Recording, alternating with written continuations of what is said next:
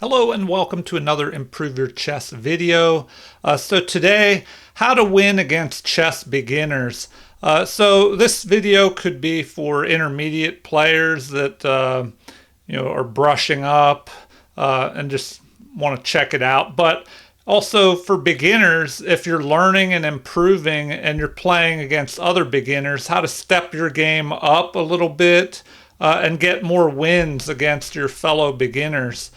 So in this series, I've been playing against a good friend of mine, John, who, he's played chess off and on for a long time, but he's still learning. So he's at a beginner level, even though he's played a lot of chess. He still is learning all the tactics and strategy and everything. So in this game, I had the black pieces, and I played at 89.5% accuracy versus his 80.7. So, if you're a beginner and you're playing in the 80th percentile level, that's not bad. And now the mistakes. Looks like John had 3 inaccuracies, 2 mistakes, and a blunder, where I had 6 inaccuracies where I could have played a better move. So let's see what we can learn from this game, and we'll talk about the mistakes and what it takes to help bring your game up to a higher level where if you're a beginner, you can start winning more games against your fellow beginners. So E4 is played by John. A great move that I recommend beginners start with because it leads to more tactical games. Usually the center opens up a little more, and you have to learn all the ins and outs of tactics, especially in the beginning, or you'll see what happens here when John misses a few tactics. So I respond with C5, the Sicilian defense. And if you're a beginner, another thing you want to do is just play a lot of games because you might start seeing openings you're not familiar with. And some people are against playing blitz games. But the one good thing about blitz, you can get a lot of games in a short period of time, and you'll see a lot more patterns that you might not see if you play slower games. Slower games are good to improve your chess, but a bunch of games on a regular basis can also just help you see more patterns and recognize those patterns. So knight to f3, a good continuation here. That allows him to push this d pawn in the future, and if I capture, he can recapture and have his knight in the center here. So I play d6, which covers this central e5 square. It helps me develop my bishop, and if I play knight to f6 in the future, this pawn can't harass my knight, and I can capture it if it pushes forward. All right. This move is interesting. This is called the Maroczy bind, where you, in the Sicilian, you bring an e4 pawn out and a c4 pawn out, and it really locks down this d5 square because a strategy in the Sicilian is to at some point push your d pawn to d5 to give you more space. We're still in book move territory here, so I develop a knight here to c6, although what do they recommend? e5. So that's the one downside to playing this c4 pawn move immediately, is because I could play e5 and then lock down this d4 square. So instead I played knight to c6, and the best move in the position to push forward, attack, threaten to gain space, and chase my knight away. So I go ahead and capture. We have a recapture. And now the computer recommends knight developing or g6, so I can fianchetto this bishop and aim it down through the center over to the queen side. All right, I immediately, I play an inaccuracy here and try and chase this knight. Now, my opponent captures. What should I have done instead of chasing that knight? It looks like I should have just developed my knight to f6. So we have a capture. Now, this is one way you can win against beginners is they will start trying to trade off material even if it helps benefit you. So there's that saying, to take is a mistake. Well, here, this is not a horrible move. The computer still says it's good, but it's a little bit of a positional mistake because now I can capture towards the center, and this flank pawn gets pulled in towards the center and helps guard this d5 square, where in the future I could maybe push the d pawn, as I mentioned, which is a strategy in the Sicilian for black. All right, so now if we look at the position, I have 3 pawns developed to their 2. White does have this half open d file, so that's good for them. And an inaccuracy here. Another way you can win against chess beginners is take advantage of their mistakes. So what is the mistake here? Well, they move a pawn twice in the opening, which, if you have to move a pawn again because you have to recapture something, that's okay. But here, they wasted time pushing a pawn that I could just capture for free anyway. So, a lot of times you can win against beginners by picking off their pawns. So if I capture, there could be a queen trade. So instead, I check. Apparently, it would have been better to ignore all that and just develop a knight. So now, knight to c3 would have been better. But my opponent decides to counterattack with the bishop. Bishop to d2, a mistake. So this allows me to just go ahead and capture the pawn here. So now I'm up a pawn. The best move now, what is it? Maybe computer recommends knight to a3, bishop to d3, just developing. But another attack. So too many pawn moves. If you can take advantage of a chess beginner that's pushing a bunch of pawns by either taking control of the squares, the weakened squares that they allow by pushing these pawns. So here, I threaten this. So a little tactic here, a fork. Capturing the rook, and the pawn is under attack. So the best move here apparently is queen. Oh man, they recommend queen to c2, which then if I capture the rook, they could trap my queen in there. So I wouldn't want to go after that. That would be a good move. Queen to c2. Black would just have a slight edge, but that's hard for a beginner to see. So instead, there's a blunder. The queen should have moved here first, and then the bishop should have attacked me. But that's really hard for a beginner to see all that. So now I'm able to capture with check. But let's take a quick look at this move. So queen to c2 guards the pawn, and if I go in here and take this rook, I'll be trapped. So that's not so good. The best move now apparently is bishop to d7, protecting this pawn because the queen is also threatening to fork my king and rook here.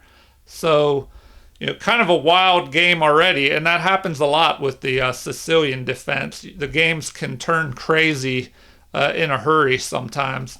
All right, so capture with check, and now we have a block here.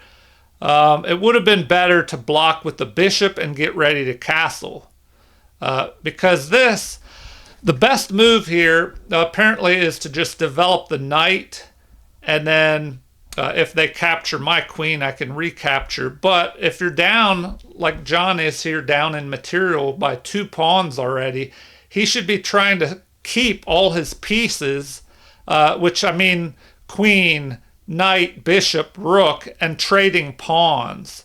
But instead, he allows a queen trade. So I go ahead and capture. That wasn't the best move. Remember what I said, to take is a mistake. It would have been better to just develop another piece And then if he captures my queen, that knight could have captured with an attack on the bishop. All right, so that kind of just helped him develop a piece. Now he has 2 bishops developed, but I wasn't so worried about that because I'm just ahead by 2 pawns here. So the way to win against beginners is try and capitalize on their mistakes, especially tactical mistakes that'll happen more often with beginners. And then once you go ahead, especially if you're ahead by 2 pawns, you can start trying to trade down material, which is what I'll try and do here. So right now we're just developing, but I immediately attack this bishop because if the bishop retreats, then I would be able to pick off another pawn. So John defends the bishop, but not in the best way. This is an inaccurate move. Now, I'm already ahead, so I decided to just make an immediate trade here. But I overlooked an even better move with f5. So now, what do? The bishop was protecting here. If the knight moves, you just pick off the bishop. If the knight doesn't move, then we pick off the knight. The computer even recommends just ignoring all that and castling. But then, I would just really be winning then after picking off this knight. All right, but in the game, we just have an even trade there. So I'm not worried. I'm still ahead by 2 pawns, and the computer says that black is ahead by the equivalent of 3 and almost a third pawns there. So I push forward, limiting the scope of this knight, taking control of the center with these pawns. So another way to win against beginners is control the most important part of the board, which are these central squares, especially these 4 in the middle. If you can control those and stop your opponent from taking control of those, now I'm covering all these central squares, and his pieces are a little limited on what they can do. So also this pawn was under attack. Now it's protected. We have developing of the bishop, which is an excellent move, but rook to b8 would have been even better. Maybe starting to pile up on this pawn. We could push forward and attack it. But grabbing a half open file with a rook is always almost always a decent move. Instead, I develop the bishop. My opponent plays this move, f3. So, it looks like they prefer b5, trying to attack this anchor of my central d5 pawn. That would have been a little bit better. But by pushing that, it kind of blocks their bishop. Maybe their king wants to move up here. But it allows me time. So you can win by attacking a beginner's pieces, and as they have to retreat, it gives you time to keep attacking. But here, maybe this is an inaccuracy. It might have been better to set this up later or just develop another piece, because we have an attack on my bishop, a counterattack, which we've seen in previous examples. When I play against John, he likes to counterattack pieces. But here, I can just... It says king to e7 is best. But what did I play here? Bishop to e7. I decide to keep the bishop pair, which is an advantage. A lot of times beginners will neglect the advantage of the bishop pair, because now I have this extra dark squared bishop that my opponent cannot counter because he has a knight instead.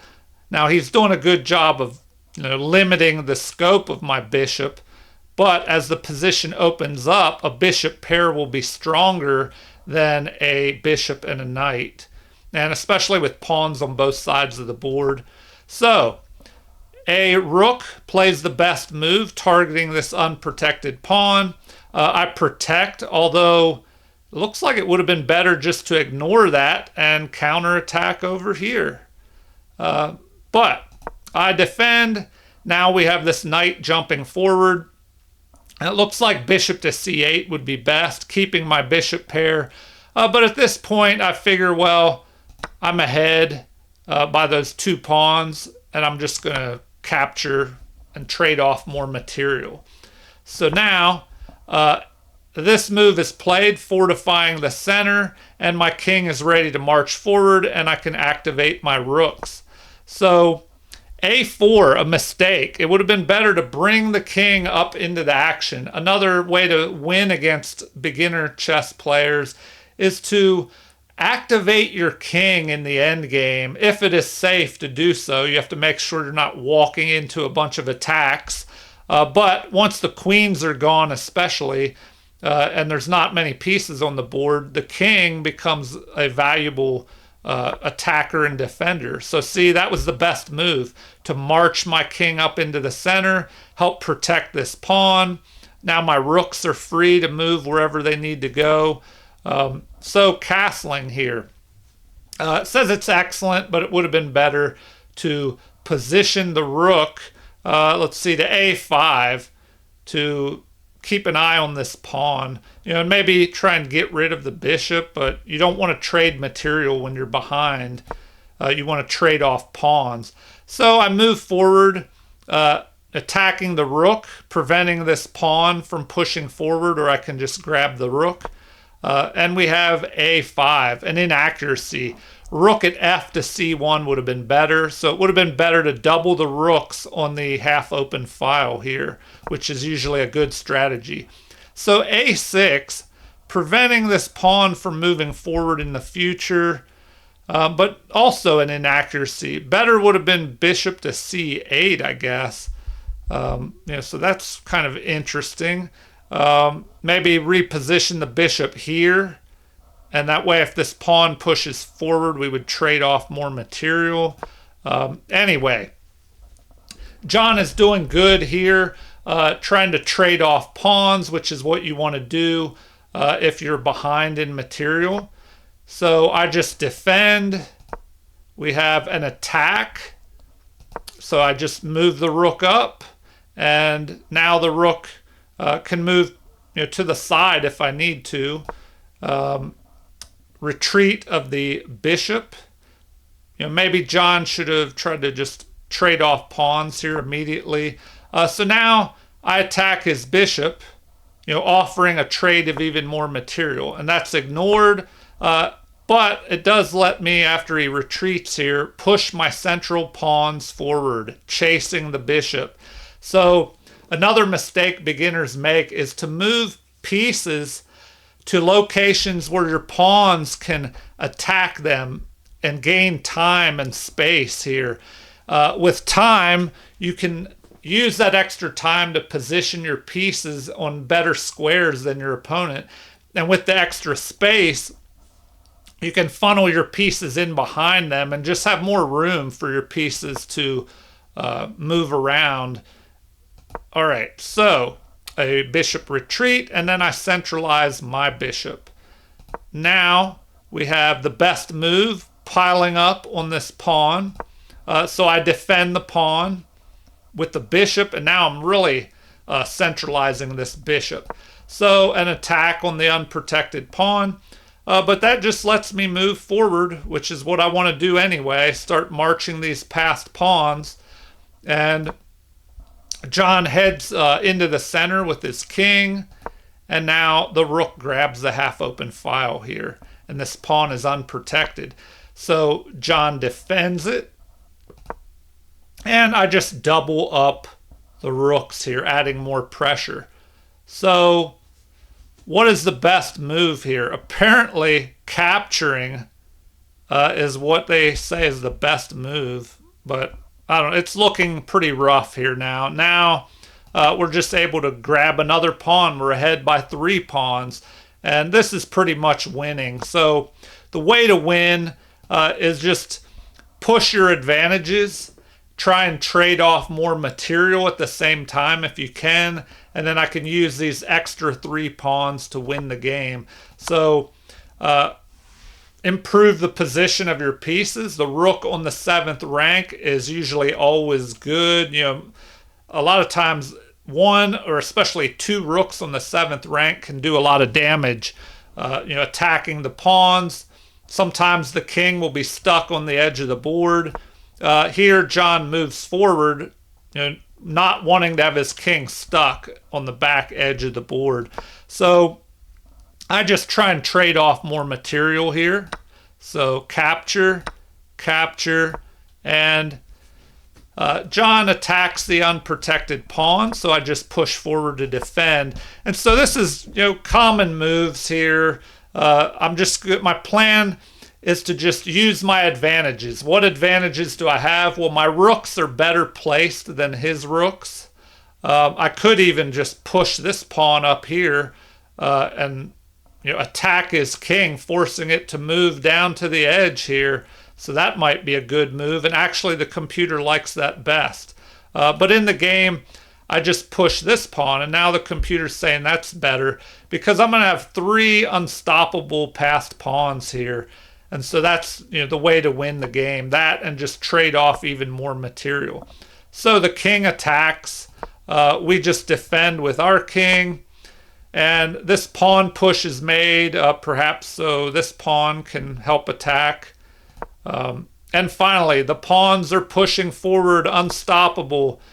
A counterattack, but the game's pretty much over after we defend, capture, capture, and trading off of more material. And this is going to lead to a pawn promotion as well. So capture, capture, and now what?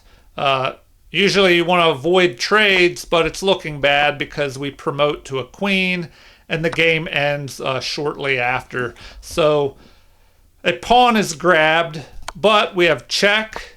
Once the king moves, check again, and mate with the combination of rook and queen. So I hope that helps you see how you can win against chess beginners. They'll make tactical mistakes that you have to keep an eye out for. Improve your own tactics by studying tactics and solving chess puzzles and problems. And then as your tactics improve, you'll win more against your fellow beginners and move your way up to intermediate level play. Anyway, take advantage of your opponent's mistakes. Keep an eye out for them because beginners will make a lot more mistakes. And then if you get ahead in material, if you can't immediately go after the king, well, then you can just try and trade more pieces, grab more material if you can, and slowly increase your advantages and press forward as in this game. All right, feel free to leave any comments. Like and subscribe to support the channel if you haven't already. Thank you for watching and have a super chess day.